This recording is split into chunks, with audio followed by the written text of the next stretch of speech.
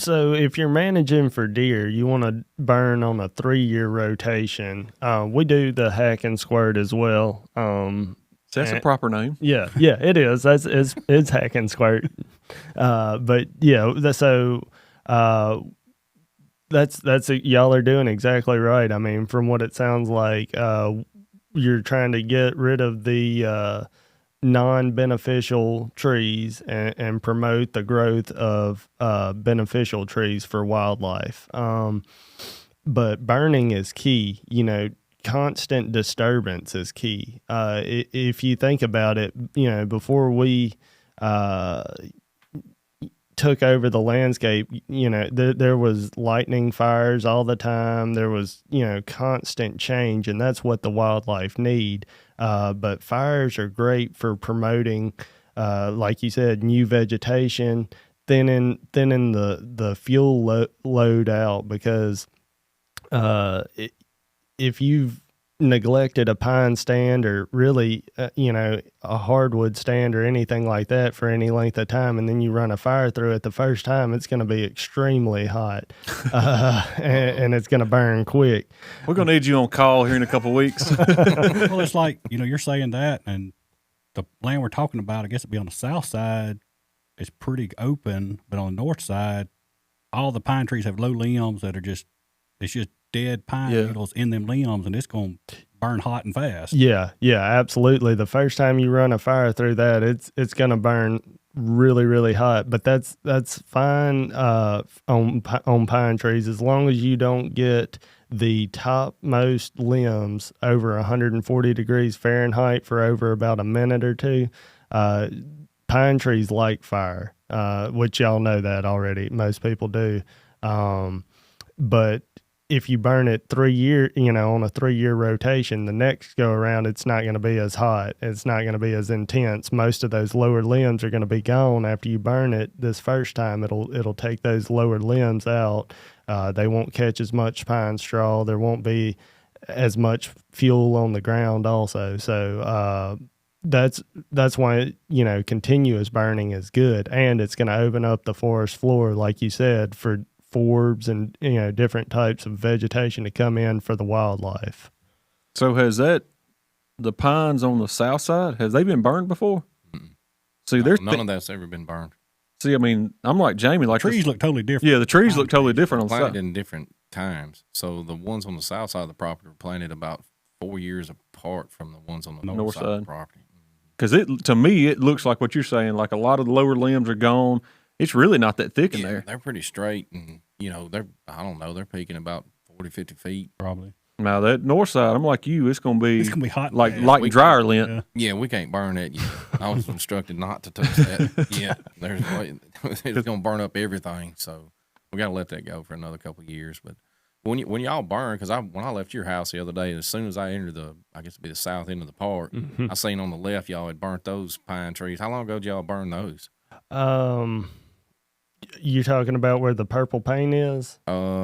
I was actually in the park, so as soon as I came in, it was like right there on the left, across from the camping area. Yeah. So we burned that 2 years ago, I think. Yeah, 2 years ago. So end of February, first part of March is like the ideal time, I guess. Yeah. I mean, really, you can burn anytime January, February, March. It depends on what you're trying to accomplish, really. If you're burning pine stands, and you want to just knock back the other vegetation like sweet gums and things like that, you want to do that while it's dormant. You can do fall burns, in August, September, October, and if you want to wipe out hardwoods, like if you want to kill them, like if you've got sweet gums, like a thicket like you're talking about, and you want to kill them, if there's enough fuel on the ground and you can get a hot enough fire to run through it, if you burn it during the growing season, you'll effectively kill them. Most of the time, if you don't want to damage the hardwoods and things like that, you January, February, March, before things start greening up. I know a friend of mine, he's got a place at Holly Springs. I know Holly Springs, just the national park forest or whatever, they just done a burn probably about 2 weeks ago. Right, and if you notice, they got a majority of pine Right. down there. That's what they're managing for is the pines, and so yeah, they generally start burning in January through, like I said, green up. Once the trees come out of dormancy, once the hardwoods come out of dormancy, they'll try to get as much burning as they can in, based on weather conditions. So what are the penalties for the fire getting away from you? Well, I need to know that. Rob's like, no comment. Yeah, we'll wait till we hit stop, and then we'll talk about no. No, I mean, it's just, property damage, that you got to be really, really careful when you're burning. And there's, the Forest Service and the Mississippi Forestry Commission, they put on prescribed burning classes that are, free of charge, and you can become a prescribed burn manager. And of course, most of the guys out at the lake are prescribed burn managers. I learned a lot from y'all about that. I just thought I didn't know it was like a schooling or technique or whatever, but it's a lot involved in that too. Yeah, there's a lot to it that I didn't realize either. And I used to do a lot of burning before I went to that class, and I'm very fortunate that nothing happened. But yeah, it's a really great course, and you learn a lot. But I mean, you've got to take into account wind direction, mixing height, atmospheric conditions, things like that, that I didn't really realize until I went through that class. Yeah, because but the north side, it's more hilly and gullies, whereas the south side, it's flat, with the little, not as bad hilly, but it'll burn totally different, I would guess. Yeah, probably so. So y'all got any burns at the lake coming up this year? Oh yeah, that's what we're in the process of doing right now, is putting in fire lanes and doing burns. We've done a few so far this year. We probably only burned about 15, 20 acres, but I think we're going to try to burn tomorrow. I was looking at the weather earlier, and the conditions are looking good, so we're gonna do probably about a 40-acre block tomorrow, and then we're going to put in some more fire lanes and start burning them too as soon as we can. So like on the pines, what you think, you come in and say you burn tomorrow, when do you start seeing your new growth coming back, like midsummer probably?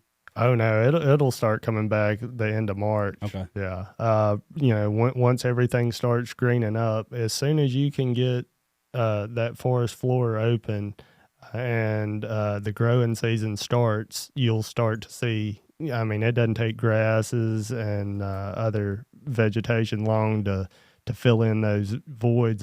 As soon as they get sunlight and all on them, they'll pop up. That's what back when Mikey started talking about this burning, I looked up, and I know it's not around here, but it's a type of tree that I guess it's not as acorn, but it takes heat to make it open up and regrow. I don't know.